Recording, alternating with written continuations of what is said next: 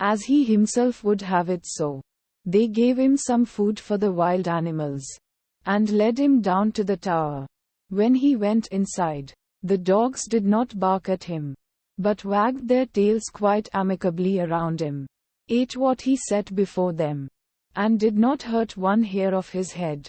Next morning, to the astonishment of everyone, he came out again safe and unharmed, and said to the lord of the castle, "The dogs have revealed to me, in their own language, why they dwell there, and bring evil on the land. They are bewitched, and are obliged to watch over a great treasure which is below in the tower.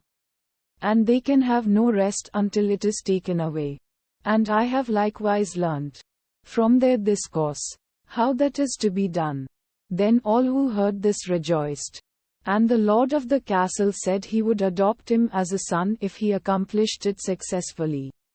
He went down again, and as he knew what he had to do, he did it thoroughly, and brought a chest full of gold out with him.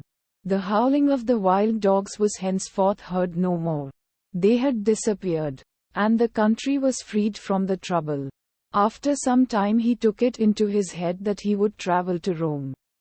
On the way he passed by a mass, in which a number of frogs were sitting croaking.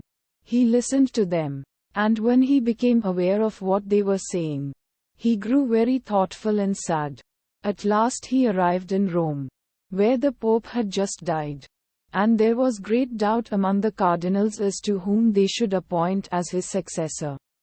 They at length agreed that the person should be chosen as Pope who should be distinguished by some divine and miraculous token. And just as that was decided on, the young count entered into the church, and suddenly 2 snow-white doves flew on his shoulders and remained sitting there. The ecclesiastics recognized therein the token from above, and asked him on the spot if he would be Pope. He was undecided, and knew not if he were worthy of this. But the doves counseled him to do it, and at length he said yes. Then was he anointed and consecrated, and thus was fulfilled what he had heard from the frogs on his way, which had so affected him, that he was to be His Holiness the Pope. Then he had to sing a mass, and did not know one word of it.